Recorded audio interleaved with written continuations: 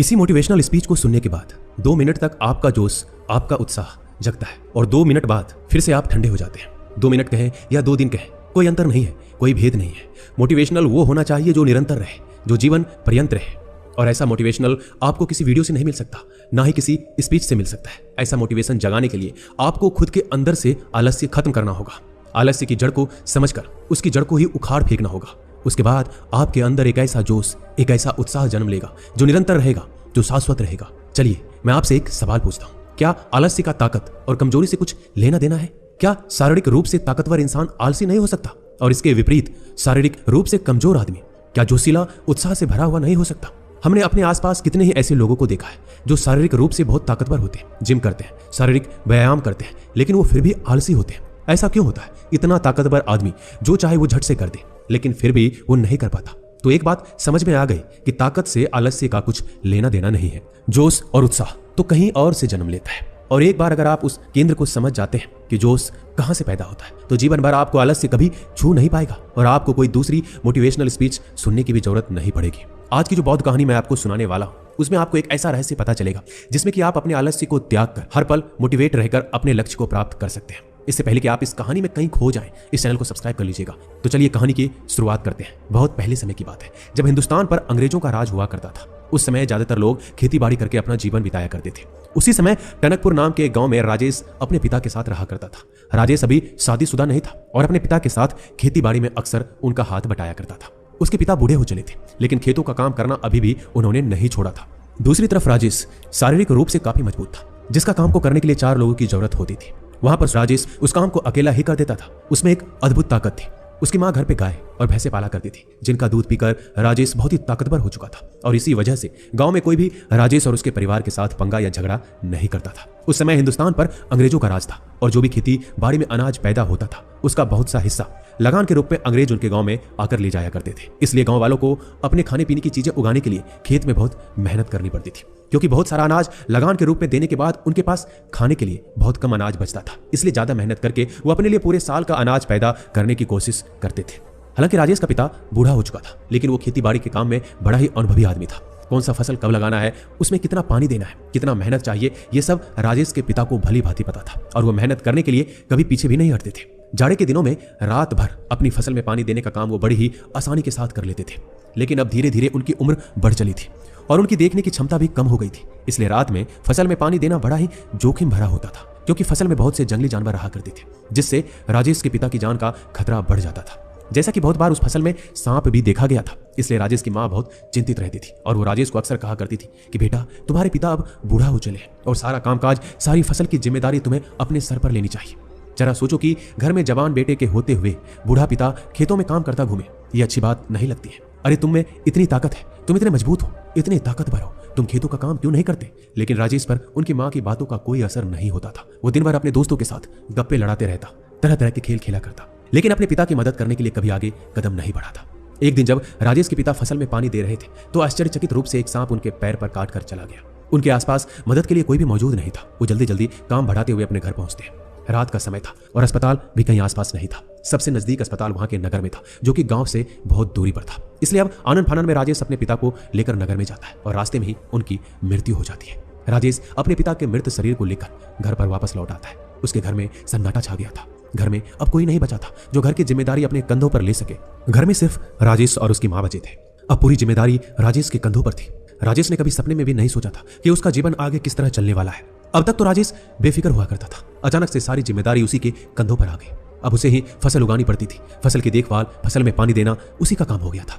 लेकिन राजेश के मन को एक ऐसी आदत लग चुकी थी, उसका किसी काम में मन नहीं लगता था। बस पूरे दिन गप्पे लड़ाना, ताश खेलना, यही काम था। लेकिन समय ने करवट ली और वो दिन भी आ गया जब अंग्रेज उस गांव से लगान वसूल करने के लिए आ पहुंचे। राजेश अपने खेतों की देखभाल नहीं करता था, इसलिए उसके खेतों में अनाज दूसरे खेतों के मुकाबले उसके खेत में आधा अनाज हुआ था और आधे में से ज्यादातर हिस्सा अंग्रेज लगान के रूप में वसूल कर अपने साथ ले गए।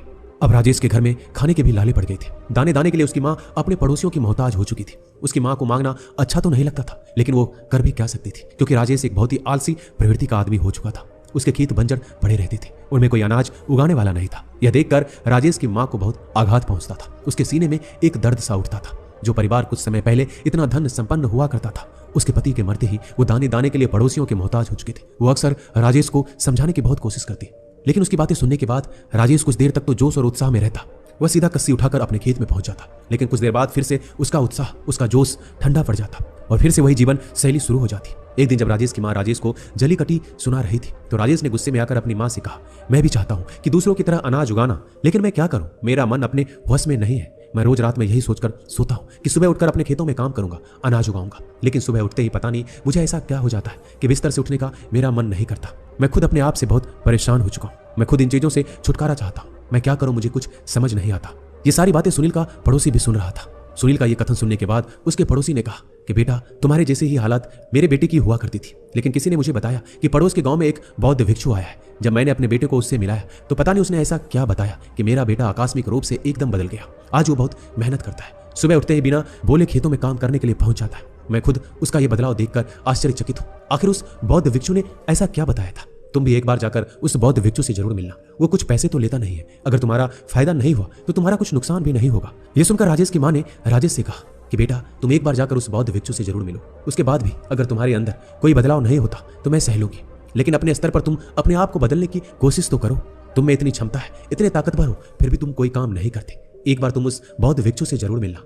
मुझे यकीन है कि कुछ ना कुछ सहायता तो तुम्हें जरूर वहां से मिलेगी। यह सुनकर राजेश अगले दिन ही उस बौद्ध भिक्षु के पास पहुंच जाता है और अपनी सारी समस्या बता देता है। उसकी समस्या सुनने के बाद बौद्ध भिक्षु कहना शुरू करते हैं। बौद्ध भिक्षु उसे बताते हैं कि तुम रात में ये सोचकर सोते हो कि तुम्हें सुबह खेतों में काम करना है, लेकिन सुबह तुम बिस्तर से उठ ही नहीं पाते हो। ऐसा क्यों होता है? यह सुनकर राजेश कहता है, महात्मा, वही तो जानने के लिए मैं आपके पास आया हूँ। उसके बाद वो बौद्ध भिक्षु कहता है, तुम अपने आप को बदलना तो चाहते हो, ये तो जाहिर है, लेकिन तुम 2 मिनट में ही अपने आप को बदलना चाहते हो। 2 मिनट तक तुम्हारे अंदर जोश और उत्साह उठता है और फिर ठंडा हो जाता है। इसलिए तुम रात में तो सोचकर सोते हो, लेकिन सुबह वो काम नहीं कर पाते, क्योंकि 2 मिनट का जोश और उत्साह तुम्हें केवल दुख ही देगा, क्योंकि तुम वो काम पूरा नहीं कर पाओगे, और पूरा नहीं करोगे तो तुम सोचोगे कि मेरा जोश और उत्साह किसी काम का नहीं है। इसलिए कभी भी किसी भी बात पर अकस्मात रूप से जोशीले मत हो जाओ। अपने मन को शांत रखो और शांत प्रवृत्ति के साथ एक निरंतर जोश और उत्साह पैदा करने की कोशिश करो। मैं इसके लिए तुम्हें 5 रास्ते बताता हूँ, जिसके द्वारा तुम जीवन पर्यंत जोश और उत्साह से भरे हुए रह सकते हो, तो किसी काम को करने में तुम्हें कोई परेशानी नहीं आएगी। सबसे पहला सिद्धांत, अपने लक्ष्य की तरफ हर एक दिन, हर एक रोज एक कदम बढ़ाने का फैसला करो। तुम्हें पूरा काम एक दिन में खत्म नहीं करना है। यही सोचकर तो हम कभी भी अपने काम को पूरा नहीं कर पाते। तुम खुद सोचो, क्या तुम एक दिन में ही अपने खेतों में फसल उगा सकते हो? कभी नहीं उगा सकते। फसल उगाने का काम धीरे धीरे होता है, इसलिए तुम रोज अपनी फसल उगाने की तरफ एक कदम बढ़ाना शुरू करो। जैसे ही फसल उगाने की बारी आई तो सबसे पहले एक दिन जाकर तुम अपने खेतों को तैयार कर दो। उसके बाद धीरे धीरे हर एक दिन के साथ अपने खेतों में फसल उगाने का काम बढ़ाते रहो। उससे तुम्हारा जोश और उत्साह कम होने की बजाय निरंतर बढ़ता रहेगा, क्योंकि जैसे जैसे तुम हर दिन अपनी मंजिल की तरफ एक कदम बढ़ाओगे, तुम ये पाओगे कि मंजिल के तुम करीब पहुंच रहे हो और मंजिल तुम्हारी तरफ आ रही है। इसलिए जैसे जैसे तुम मंजिल के पास पहुंचोगे, वैसे वैसे तुम्हारा जोश और उत्साह बढ़ता जाएगा।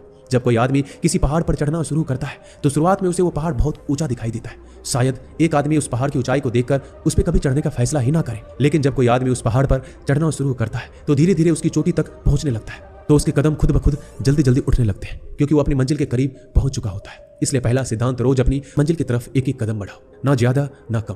दूसरा सिद्धांत, जो आलस्य को दूर कर देता है, वो ये है, हम बाहर का खाना पीना खाते हैं, धूम्रपान करते हैं, नशीले पदार्थों का सेवन करते हैं, जिससे हमारे शरीर में नशीले कण उत्पन्न होने लगते हैं, जिससे हमारा शरीर आलस्य को पकड़ने लगता है। इसलिए उन नशीले कारणों का खात्मा बहुत जरूरी होता है। इसलिए अगर तुम उन सभी नशीले कणों को खत्म करना चाहते हो तो मैं तुम्हें एक विधि बताता हूँ। रोज सुबह जगने के बाद तुम्हें तिल का तेल लेना है और उसे मुंह में भरकर उसका कुल्ला करना है। कुल्ला करने के बाद उस तेल को तुम बाहर फेंक देना। यह प्रक्रिया तुम्हें 21 दिनों तक हर दिन 5 मिनट तक करना है। इसके बाद तुम्हारे शरीर में ये सारे नशीले कण खत्म हो जाएंगे और तुम्हारा शरीर फिर से विद्युत की भांति काम करने लगेगा। याद रहे, तिल के तेल का कुल्ला हर सुबह 21 दिनों तक करना है। तीसरा सिद्धांत, जो आपके आलस्य को जड़ से उखाड़ कर फेंक देगा, वो ये है कि स्वाद को भुलाकर वो खाओ जो सीधे प्रकृति से प्राप्त होता है। हम अक्सर वो चीजें खाते हैं जो इंसानी हाथों के द्वारा बनाई जाती है। हम सीधा प्रकृति से मिलने वाला भोजन ग्रहण नहीं करते। इसलिए जो भोजन हमें सीधे प्रकृति से मिलता हो, जैसे कि फल, सब्जियां, अनाज की रोटी इत्यादि, इस तरह का खाना खाने से आपका शरीर आलस्य से दूर रहेगा और ऊर्जा से भरा रहेगा। हम देखते हैं कि अक्सर आज की युवा पीढ़ी अपने स्वाद के लिए ही खाना खाते हैं। वो ऐसी ऐसी चीजें खाते हैं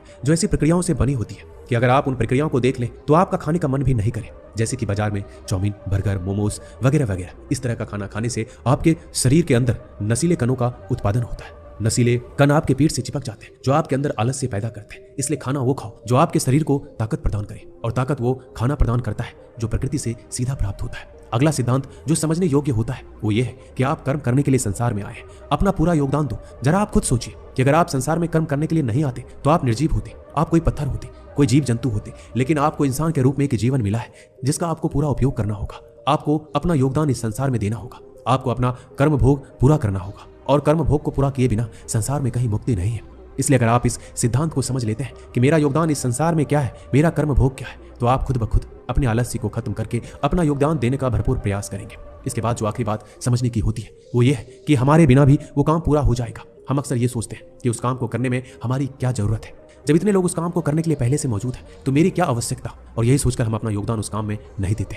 लेकिन अगर उस काम को हम अपनी जिम्मेदारी समझें, हम ये समझें कि ये काम मैं ही पूरा कर सकता हूँ और मेरे बिना ये काम पूरा नहीं हो पाएगा, तो आपको अपनी जिम्मेदारियों का एहसास होगा और उसके बाद आप अपने आलस्य को दूर करने में सक्षम होंगे। आप अपने आलस्य को समझ पाएंगे और